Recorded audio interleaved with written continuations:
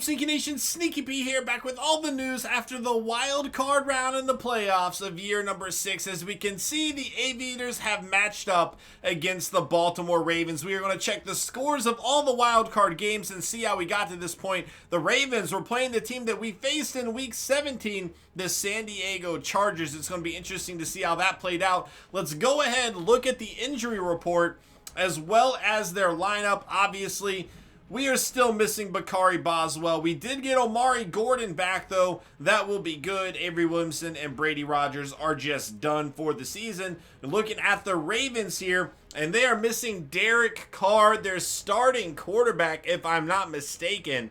He is done for the season. They are also missing Michael Crabtree, a pretty big blow to them. Former teammates on the Raiders there. And then Jalen Collins is going to be out as well. Let's go ahead, check out their depth chart here and see what they use to beat the San Diego Chargers. Again, we'll get into that matchup as well as the other games here in a little bit. But here we go. Ravens being led by Brock Osweiler, who actually did have a very good season, if I'm not mistaken. Edwin Chester going to be his backup there. Running back Niall Davis and Centennial Woods. Again, Woods really never developed like we thought he would. Mark Jackson, a rookie, going to be at fullback there. Wide receiver Ben Cabrera, Javon Locke, Reggie Kelly, and Jimmy Harvin. No bad players here, but no standout players either. Not having Michael Crabtree definitely hurts, as they don't have a whole lot of depth here. Eric Ebron going to be at tight end for him with Lee Smith.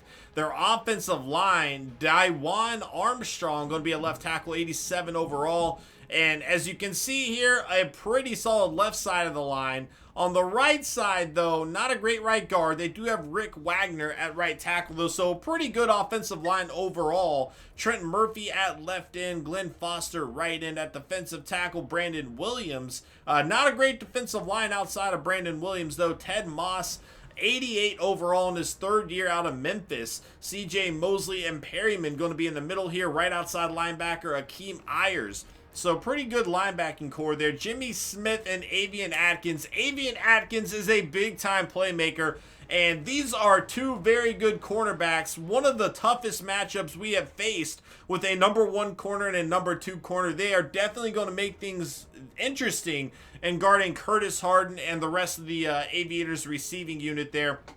Andre Howe going to be at the third corner there, and then Charles Fletcher at 4, the rookie out of Florida State. Again, not a whole lot of depth here, though. If somebody goes down with an injury, that could be a big blow to them.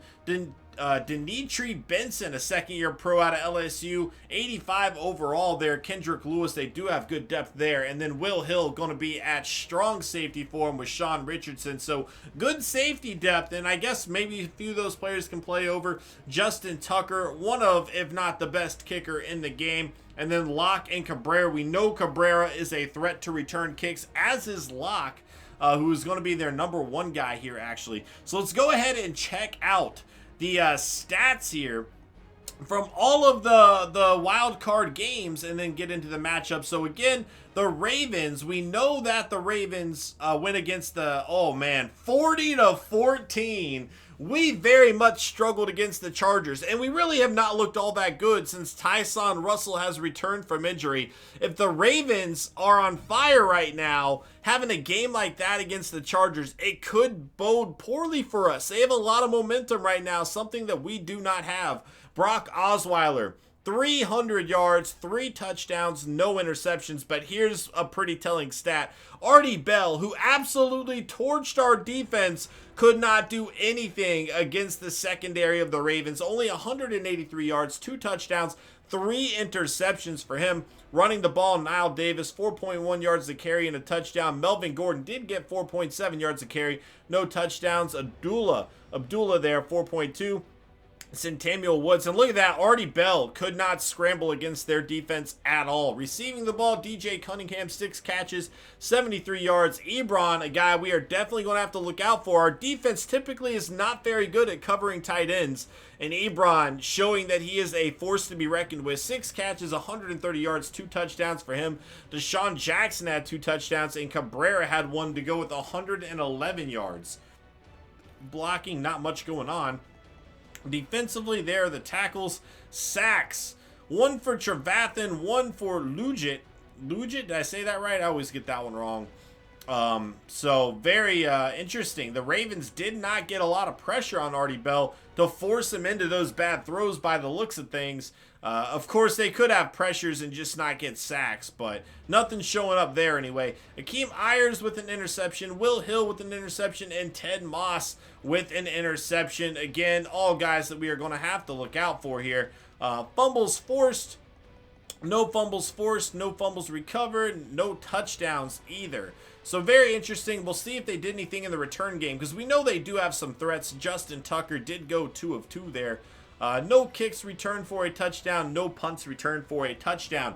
So definitely going to be an interesting battle. Again, one of the best secondaries we faced all season, if not the best, and they did a great job against the quarterback we really struggled against. A shootout here with the Eagles winning 48-45 in one of the highest scoring games of the season. It did go to overtime here. This is probably the highest scoring game of the season. Unbelievable. Where the Eagles won with a field goal. Definitely a big division battle here. Marcus Mariota, 5 touchdowns, 2 interceptions. Josh Broussard, coming in second in the MVP race. We really expected a bit more. Only 2 touchdowns, 1 interception from him. Running the ball, Russell Alden, a rookie here. 3.2 yards to carry. He did get 90 yards. 3 touchdowns for Oscar James. Again, another rookie running back. He did fumble the ball twice, though. Mariota got 65 yards on the ground. And again, another rookie here. Jason Beatty got a touchdown. So a lot of rookie running backs involved in this game. Zach Ertz, 8 catches, only 41 yards, though. A.J. Henry, 8 catches, 150 yards, 2 touchdowns. Jarius Wright, 8 catches, 101 yards. Robert Woods, 5 catches for 90 yards. He had a touchdown as well. Nick Rogers, a rookie, 3 catches, 91 yards for him. Julian Edelman with a touchdown for the Eagles as well. Defensively, Barrington getting 16 total tackles, sacks 1, that is Josh Rogers. Interceptions, Sam Barrington, Jelani Jenkins, and Byron Maxwell there. Let's see, fumbles forced, see if we have anything.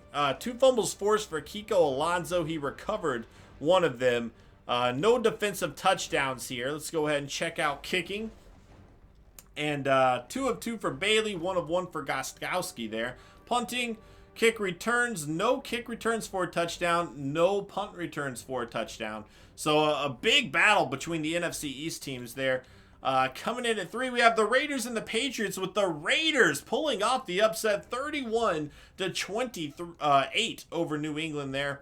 And let's see what we got. Brody Jennings, 348 yards, 2 touchdowns, 0 interceptions. Nate Keller really struggling, 1 touchdown, 3 interceptions on the day for him. Running the ball, Jeremy Hill, 105 yards, 5 yards a carry and a touchdown. He did fumble the ball, but so did Tyrone Thomas, the 4th-year pro for the Raiders here. He had 91 yards and a touchdown. Lamar Miller and Nate Keller each getting a touchdown as well. Receiving the ball, Gronk, 10 catches, only 54 yards though. LeVar Patrick, though, 127 yards and a touchdown. Victor Cruz still making it work for the Raiders here. He had 9 for 127 as well. Amari Cooper, 6 catches for 64 yards and a touchdown. Defensively, LaMarcus Joyner leading the way in tackles with 12 sacks. We got Michael Brockers, Hightower, Boyd, Sheard, Vernon, and Khalil Mack. Interceptions, Ross Harden, Maxi Griffin, and Koamisi getting the interceptions for the Raiders defense, which ultimately played a huge factor in them winning this game. Maxi Griffin and Jabal Sheard forcing fumbles. Only Jabal Sheard recovered one, though, so the Raiders did not recover the other fumble. Defensive touchdowns, nothing there. Let's go ahead and check out the kicking stats really quick. 3 for Tarpley, the rookie from Boston College, having a great game in the playoffs there.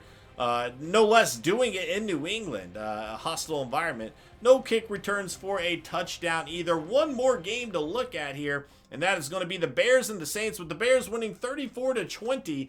Another victory on the road there. So 3 road teams winning in the wild card round. Definitely not something you see a whole lot. And the only home team that did win, the Eagles, had to do it in overtime. So a lot of these away teams have a lot of momentum right now.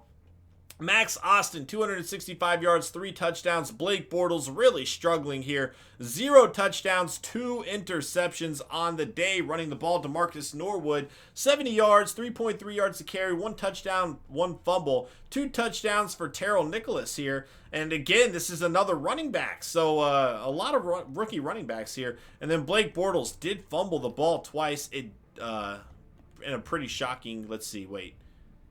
Never mind. I take that. Yeah. Blake Bortles fumbled twice, which led to the loss. I thought for a second I had it backwards. I'm like, wait a minute. So really, potentially 4 turnovers for him alone.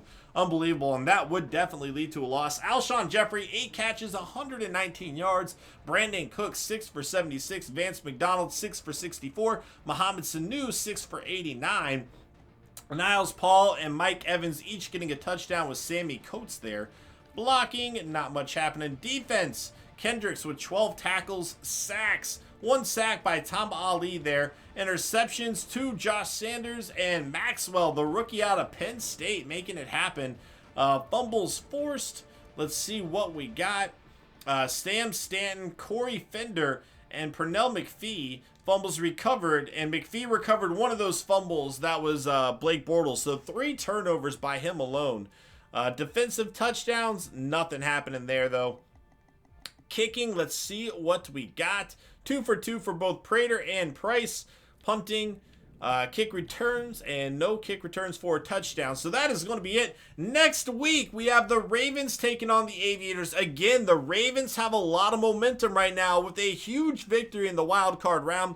And the Aviators have a lot of question marks. Tyson Russell hasn't quite looked himself since returning from injury. Hopefully this week off gave him another week of practice to get back into the game. If not, we might be forced to make a substitution early. The Bears are visiting the Seahawks. The Raiders taking on the Browns, and the Eagles taking on the Packers. So again, the Raiders, the Bears, and the Ravens all getting victories on the road in week number 1 there.